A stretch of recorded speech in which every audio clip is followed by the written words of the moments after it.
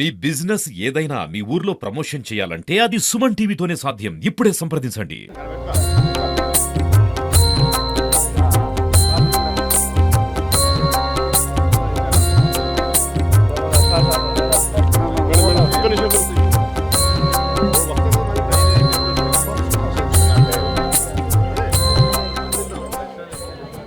భక్తులందరికీ నా హృదయపూర్వక నమస్కారాలు.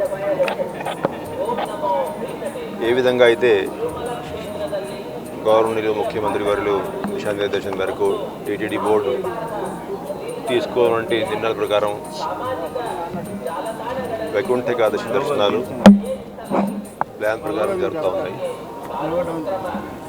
నిన్న ఎక్కడ కూడా భక్తులకి ఇబ్బంది లేకుండా దాదాపు 60,000 మంది భక్తులకి దర్శనం చేయించి, నిన్న కూడా ఎప్పుడు కూడా ఒక 2-3 కంపార్ట్మెంట్ కంటే ఎక్కువ కూడా వెయిటింగ్ లేకుండా 60,000 మందికి దర్శనం చేయించి రాత్రి 10:30కి క్యూ లైన్స్ క్యూ కాంప్లెక్స్ అంతా కూడా ఖాళీ అయిపోయి స్వామివారి కాంతి సేవతో దేవాలయం తలుపులు చేసి మళ్ళీ రాత్రి 12:05 ప్లాన్ ప్రకారం వైకుంఠ ద్వారం తెరుచుకోవడం, అర్చక స్వాములు, జియంగార్ స్వామి అందరూ కూడా సాంప్రదాయబద్ధంగా ఈ కార్యక్రమాలు అంతా కూడా నిర్వహించారు. స్వామివారి నిత్య కైంకర్యాలు ఇవన్నీ కూడా ఆగమోక్తంగా పూర్తి చేసి ఉదయం దాదాపు 120-125 మధ్యలో స్వామివారి దర్శనాలు, వైకుంఠ ద్వార దర్శనాలు ఇవన్నీ కూడా ప్రారంభించడం జరిగింది. మనం తయారు చేసినటువంటి ప్లాన్ ప్రకారమే 3 గంటలు సమయం ఏదైతే ఇవాళ సెల్ఫ్ వచ్చినటువంటి డిగ్నిటరీస్ కోసం కేటాయించి ఉన్నాం, దానికి స్టిక్ అయిపోయి దాదాపు 4:30 ఆ ప్రాంతంలో ఎవరైతే భక్తులు అంతకుముందు కూడా తెలియజేశాం, ఈ 3 రోజుల పాటు ఆన్లైన్ లక్కీ డిప్ ద్వారా దాదాపు 1,89,000 మంది భక్తులకి ఈ 3 రోజుల పాటు టోకెన్ ఇవ్వడం జరిగింది. అదే ప్లాన్ ప్రకారం ఉదయం 4:30 నుంచి ఎవరైతే భక్తులు వారికి కేటాయించినటువంటి స్లాట్ ప్రకారం రావడం జరిగింది, వారికి సర్వదర్శనాలు ప్రారంభిస్తాం. ఇక్కడ కూడా ఇబ్బంది లేకుండా టోకన్ లేని భక్తులు ఎవరు కూడా ప్రస్తుతానికి వచ్చి, అంటే ఏదైతే టీటీడీ గత ఒక 4-5 రోజుల నుంచి భక్తులందరికీ అవగాహన కోసం electronic media, print media, social media, broadcasting announcements, APSRTC buses, railway stations అన్నింటిలో ఏదైతే పెద్ద ఎత్తున అవగాహన కల్పించేటువంటి కార్యక్రమం తీసుకున్నాం. బ్రహ్మాండంగా దానివల్ల భక్తులందరికీ అవగాహన పూర్తిగా ఏర్పడిందని నేను అంటూ ఉన్నాను.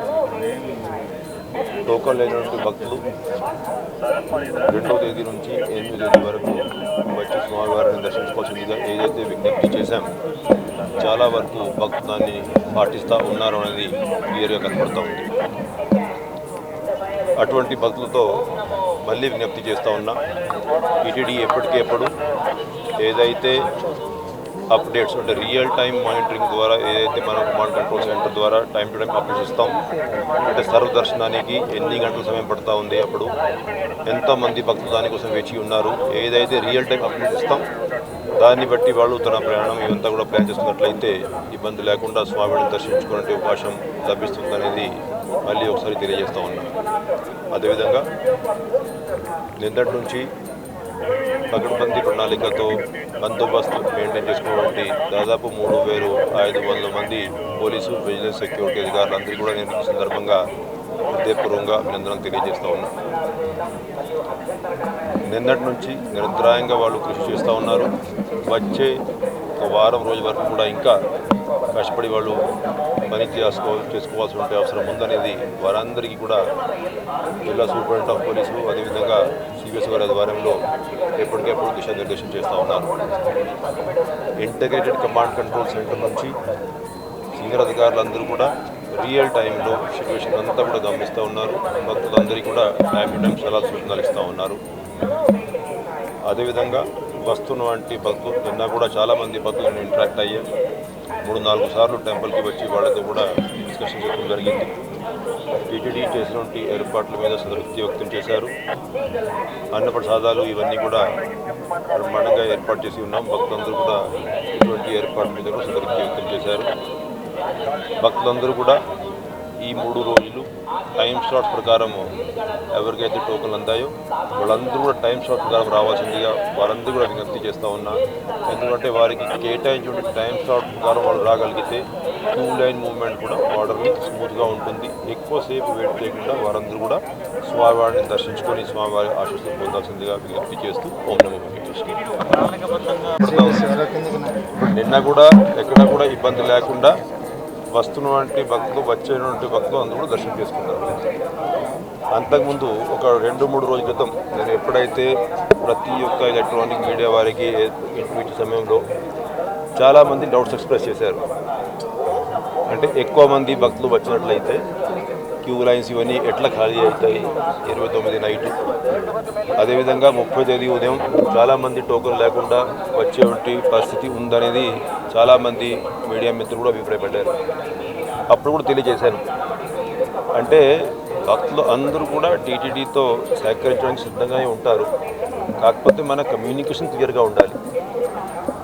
గత సంవత్సరానికి ఈ సంవత్సరానికి ఏదైతే భక్తులు సహకారం కోసమే ఇప్పుడు ఏదైతే సౌకర్యం కోసమే మనం సిస్టంలో మార్పు తీసుకువచ్చాము, అటువంటి మార్పు మనం సరిగా తెలియచేయగలిగితే ఎవరు కూడా ఇబ్బంది పడడానికి కానీ ఇబ్బంది పెట్టడానికి కానీ రారు. కాబట్టి ఈ గత ఒక 4-5 రోజుల నుంచి ఏదైతే పెద్ద ఎత్తున మనం అవగాహన క్యాంపెయిన్ తీసుకున్నాం అవి బ్రహ్మాండంగా భక్తులు అందరికీ చేరిందే నేను భావిస్తూ ఉన్నాను.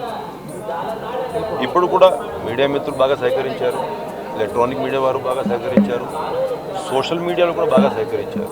చాలామంది ముందుకు వచ్చి రీల్స్ ఇవన్నీ వేసుకోవడం, తమిళనాడులో కానీ కర్ణాటకలో కానీ కూడా సోషల్ మీడియా ద్వారా బాగా ఈ మెసేజింగ్ అంటే ఈ ఫస్ట్ 3 డేస్ టోకెన్ ఉన్న వాళ్ళకి దర్శనం, మిగతా 7 రోజులు సర్వదర్శనం పద్ధతిలో వస్తున్నటువంటి భక్తులకి అందరికీ నేరుగానే క్యూ లైన్లో ప్రవేశం కల్పించి దర్శనం కల్పిద్దామనేది ఏదైతే మెసేజ్ ఇచ్చామో అది అందరికీ చేరిందని నేను భావిస్తూ ఉన్నాను.